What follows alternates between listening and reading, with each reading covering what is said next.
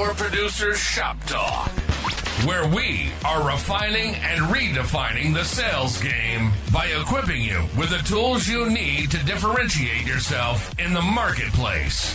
Listening to the podcast is only going to get you so far. Why not take your game to the next level? Check out Power Producer Basecamp on killingcommercial.com today. Tactical skills that'll help you provide deliverable value to your clients and prospects.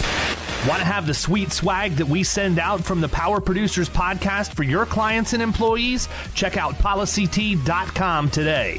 And action items that you can provide to take your prospects and clients to the next level. Want to create an online presence but don't know how to start? Check out crushingcontent.com. It's done for you, so all you have to do is show up. This is Power Producer Shop Talk, production redefined. Are you ready to feel the power? What's up, everybody? Welcome to Power Producers Shop Talk, where we are refining and redefining the sales game. And one of the ways that we are going to be doing that with you over the next 6 weeks is talking about what it's like to have a remote workforce. And no, I'm not talking about virtual assistants or virtual professionals or whatever the buzzword is for them that the insurance agency community has come up with for them this month. We're talking about actual remote team members domestically in the United States that are highly skilled people or have the potential to be highly skilled people that we have the ability to teach you how to work with these people and how to be successful in doing it. Because here's a news flash. In case you haven't figured it out, the big shops have already, and they're poaching your help.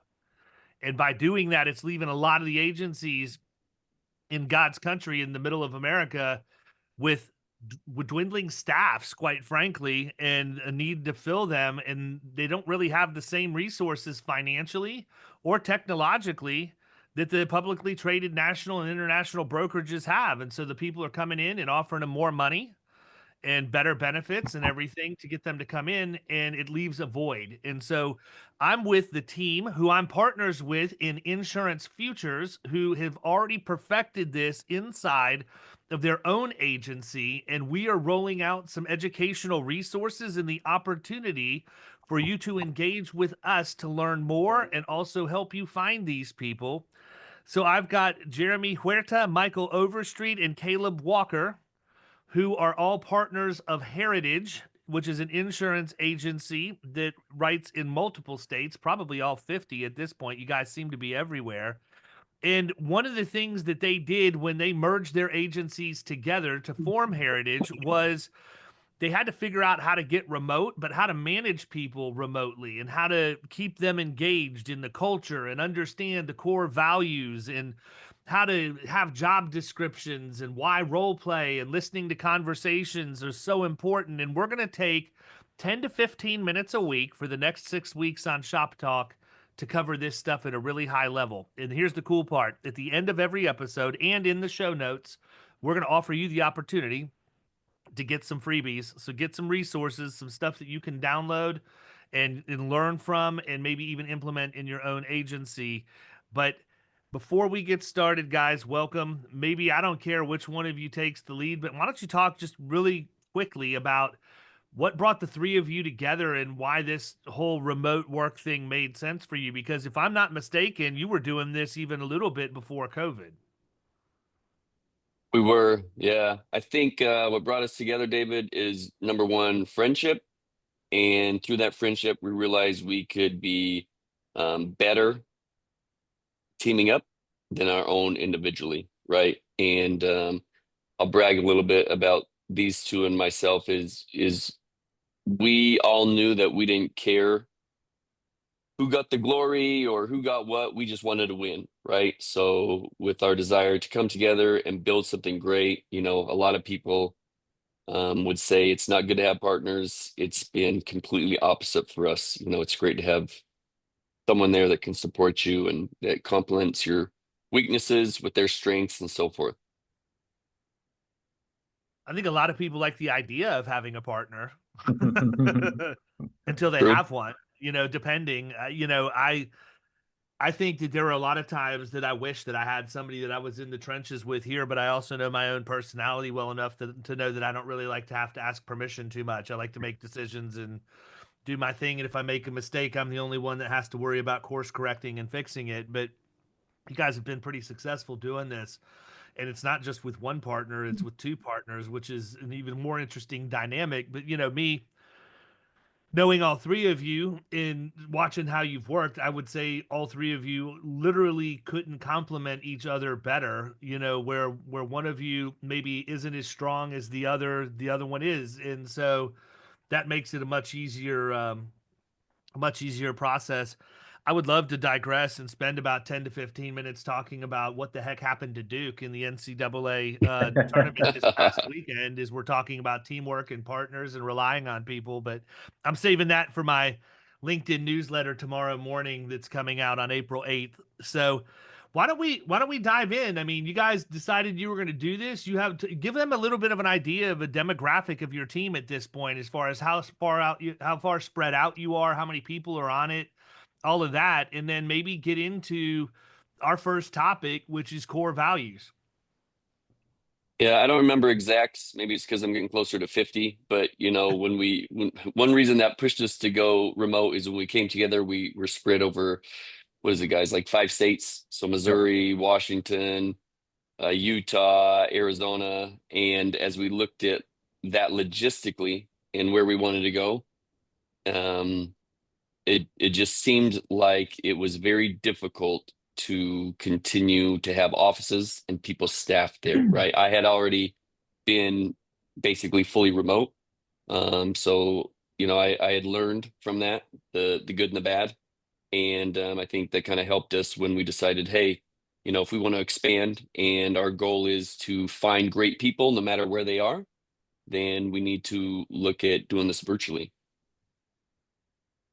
And I'll jump right into core values. That's the first topic. And it's the first topic for a reason. As we started building this out and building our remote team and trying to make it all work.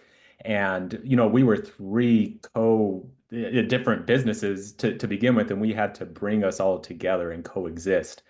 Um, and what we realized very quickly is everything ties back to core values.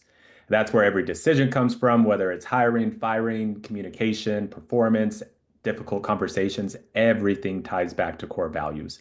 And everything we talk about in insurance futures ties back to core values. You have to start with core values and get them where they need to be. So how complicated is that process? I mean, you've got to be careful when you're dealing in core values, because you could really probably scare people away if you outline too much and make them think that it's going to be too rigid of an environment. But at the same time, if you don't clearly define what the core values are of your company, then you're probably going to run people off who are going to take a job in favor of someplace where they know what they're getting into. I think, part of the problem too is, I would imagine that companies have mission statements and safety policy statements and risk management statements and all of this stuff posted everywhere for you to see when you go in, but very few actually abide by them. And so you probably have a fair amount of cynicism from the average person who's looking for a job coming in, thinking, you know what, yeah, okay, you say that, but I guess we'll wait and see if it really is what it is. So, talk about that as you were looking at defining what your core values are going to be, understanding that everything you do basically is decided upon based on whether or not it fits in your value structure. What did you think was important? Yeah, so I'll jump in first. I'll just say less is more. Like you said, David, all these huge corporations have, these on the wall, and you walk in and you see them, but you don't really pay attention to them. They may have them on their website, but who's actually looking at them? The employees may have no idea. So less is more, something that is very short and sweet that people can remember and that is easy to emphasize and to reinforce daily with them. I'll tell you, the one company, and I'm gonna say this because number one, I agree, less is more is definitely the way to go. But there is one company that I'm aware of that literally has like 20 different pieces and parts to their core values. And Wow. it's printed on a card and carried in the pocket of every single person who works there. and they have, during daily huddles and monthly meetings and everything, they go through, at least one in depth to talk about it every day. And that's the Ritz-Carlton, period. Like, I just got done reading the book that Horst Schulze put out, talking about what it was like to be the founder of the Ritz-Carlton and why all of these things were important to them. And I'm reading this thinking to myself, there is no way in the world this would ever work in my business or in my world. But it's crazy to think that they actually were able to make something that massive stick the way that it has. And, to give them a pat on the back, man, it's reflected in every single one of their properties. When you go there, the people all know what they are. They're drilled into their head. They live by them. But I mean, I also think too, that part of it is they had a process. The other thing is the dude's German, man. Let's just call it what it is. Germans are engineers. There's a reason why, people like to drive their cars. They're very, very process driven. But, I can tell you, I don't go to a Ritz-Carlton very often that I don't get an exact replicate experience of where I was the time before, and the time before, and the time before. And I think all of us want to have that, with people who are doing business with our agencies. If they refer a friend, they want that friend to have the same experience. Or maybe they buy one kind of policy, but they need another one. They want to have the same experience the next time. But it's really, really tough, to have a massive, manifesto of core values that you're trying to drive to people all across your organization, especially when they're remote. One of the benefits of me working at Target when I did was I got to understand common practices. And while they're not core values, it was really easy for us to know exactly what we were supposed to do inside of our job at any given time, because there was a defined common practice. They kept them very, very clear, and it was really obvious what we should be doing at any given time. And I would imagine keeping core values clear and actionable is another topic to discuss as part of this. Yeah, and I think they got to resonate with the owners, right? Or owner, whatever it is. I think that was important to us. You brought up Final Four. I love sports. And what's interesting is when they talked about Houston and that win is how they take on the attitude and values of Tubby Smith, right? So it didn't matter how much time was left, but they always play hard. They rebound, they out hustle the other team, whatever it may be. And I think that's important when you keep it simple, is what resonated with me, Michael, and Caleb. When someone came onto our team, what kind of offense were we going to run? What kind of defense, right? And we recruited those people that bought into that system. So I think a lot of times when we talk to people about core values, mission statements, and so forth, they try to make it about the team and what does the team want. But let's be honest, is players are going to come and go. Team members are going to come and go. So I think it's very important that you establish core values that mean something to you. You keep it simple, and maybe me, Michael, and Caleb are just simple guys, but we like it to be clear and actionable. There is no confusion. So if we say, one of our core values is compete, a person knows exactly what that means when they clock in, the work they do for that 8 to 9 hours, and then when they clock out, right? So I think it's important that it has to be something that speaks to the owner or owners. So you have people come in, you define what your core values are, you've kept them to the point where people can digest them relatively easy and understand them. How do you keep them from fizzling out? I often talk about it when I get up and speak at a conference or whatever. You go to an insurance conference and you've got everything getting thrown at you about processes or softwares and shiny objects and all of this stuff. But the bottom line is people leave energized, right? They reinvent their entire business while they're sitting in a room for a couple of days listening to people talk. And Yep. I call it the church camp of the business world. Like, that's how I describe it. If you grew up in church, then you know what it's like. A lot of times you go to church camp in the middle of the summer, at least in the Southern Baptist vernacular we did. You go to camp for a week, everybody was ready to go out and save the world and do, all the things that you knew you should be doing to be a great person. And 3 weeks later, people are right back to where they were before the week ever even happened. So core values is probably the same thing. How do you keep people engaged in that? So I'm going to just jump in because I want to throw out a rebuttal to what you said at the beginning. I'll let Michael talk about how we reinforce these, but and Jeremy touched on this as well. But when we came together, you talk about how you're worried about people not taking our core values as something as a positive, and maybe it causing people to either not want to work for us or pushing them out. We wanted that, and that's what happened. We defined who we were, and that's what we were going to stick with. And if you weren't on board, get out. And we lost two, what I would call, we lost three very quickly, right? And then maybe Michael and Jeremy remember what our exact turnover was at our peak of employment. But we decided from the beginning, if people aren't going to play ball the way we want them to play ball, then they will push themselves out. And that's exactly what happened. And it was a positive for us. So that's the only thing I wanted to throw out there is just that don't be scared of turnover.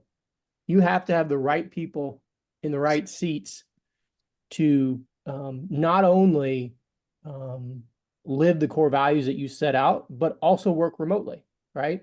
It's not for everybody. And David, to address, because this happens, it's happened to me multiple times. We go to the insurance conference, we come back, we have all these new ideas. Like I said in the beginning, everything ties back to the core values. So when we're looking and bringing on, a new product, a new vendor, whatever it may be, we sit down and say, okay, does it tie back to our core values and what we've defined from the beginning as to how we want our agency to run? And if it doesn't, then it doesn't. And just a quick, how do we reinforce them constantly? In our weekly meetings, every now and again, we'll go through and for a whole month, we'll talk about our core value of compete.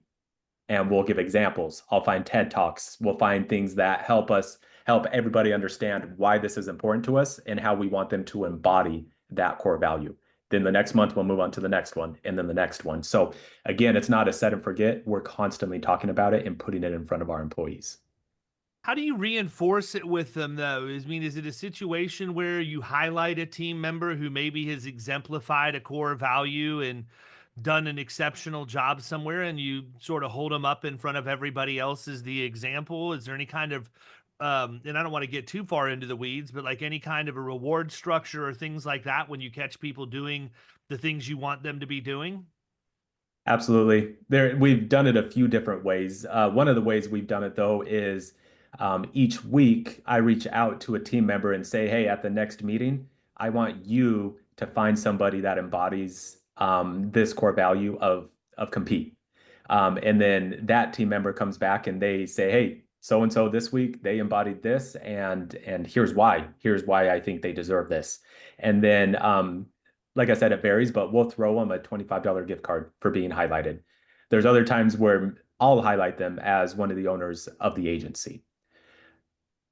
And one specific example, so we have a team member and we go over phone calls.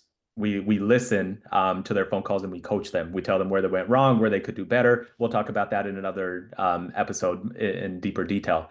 But one of our team members absolutely loves it. Instead of getting scared and not wanting to get that feedback, she loves it. She loves listening to us. She loves the criticism we give her, and she gets better very quickly.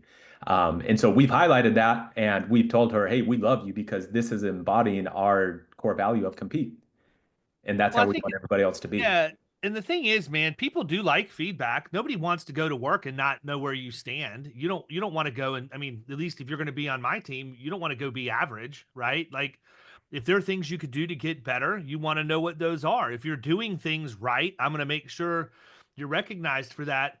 And I'm not going to make this a series about all the great things Target as a corporation does, but I will say that another thing they had pretty much dialed in when I was with them was the peer-to-peer recognition. As much as people like to get recognized by their supervisor or by the owner of a business, they really like to get recognized by their peers for what they do too. And that really enhances the culture. And the way that Target did it was we had what we called great team cards, and you would write a person's name down. You would write the core value that you watched them exemplify, and then you would describe what it was that they did to exemplify that. And there was a place up in the up around the HR office where there was a place you could drop your great team cards, and then every single morning and afternoon we would have huddles when the new shifts were coming on, and the overnight as well.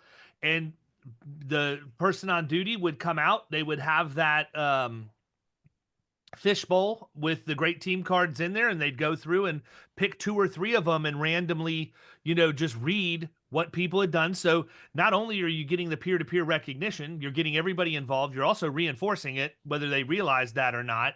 But the cool part about it was there was a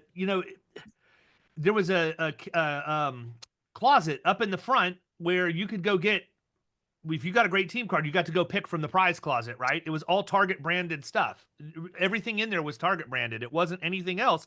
And so people loved that. They loved the fact they could go get the newest jacket, or the cool t-shirt with the Spuds McKenzie dog that had the Target across its eyeball, or whatever else. And stuffed animals. I mean, I still have stuffed animals of that in my house that my kids play with today, 25 years later.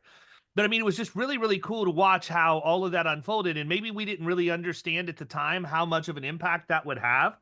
But me stepping back and looking at it now, it's like, wow, they had a lot more figured out than I probably gave them credit for at the time that I was there working with them. I do think it's really important. And there are creative ways that you can do that, where you reinforce things constantly. But for everybody listening, I want to make sure you understand that peer-to-peer recognition is a big part of what it takes to weave a good culture, period. Anybody can get feedback from their direct supervisor, but very few, take the time to pat a team member on the back. And the other thing is, they don't like to give upward feedback, right? If you have the right culture in your operation, I suspect that these people are holding the 3 of you accountable to the core values too, where if you go in and you're maybe involved in a conversation that's not so core value friendly, hey, whoa, put on the brakes for a second. That doesn't seem like compete to me, or whatever one it is, right? So talk a little bit about that, because I feel like, when you have everybody working together, that becomes the definition of what your business is.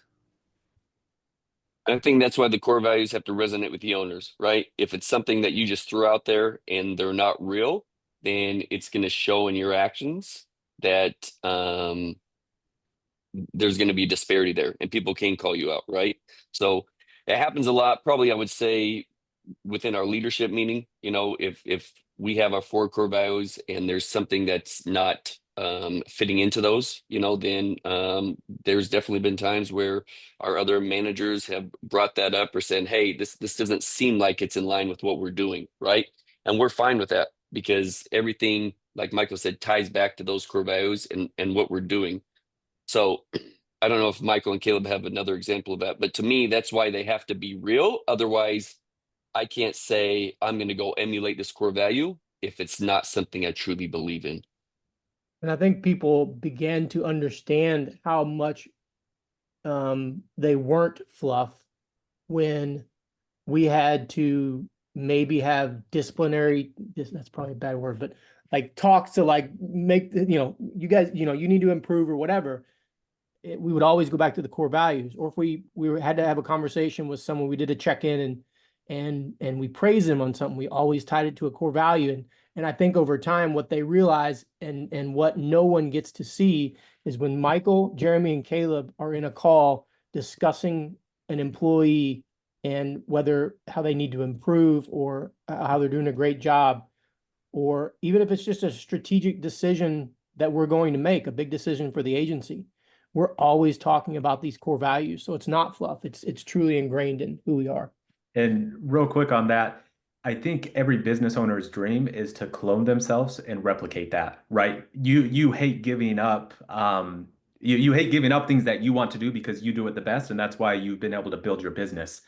And the only way to create little replicas of yourself is to constantly talk about these core values that are a replica of who you are as a person, right? And continue to push those on to your team members, so that hopefully the idea is eventually, like you talked about, David, with the Ritz-Carlton, and it's the same experience every time. I'm a huge QT proponent or fan. You walk into QT, you get the same experience every single time. And it's because they constantly harp on these core values and the way they want to do business. If you don't do that, it's going to be a different experience every time, especially in a virtual world. What have we missed, fellas? I feel like we've beat the living daylights out of core values. I I feel think like there's that's anything else. Michael, tell them what they've won. What are you going to give them, Michael?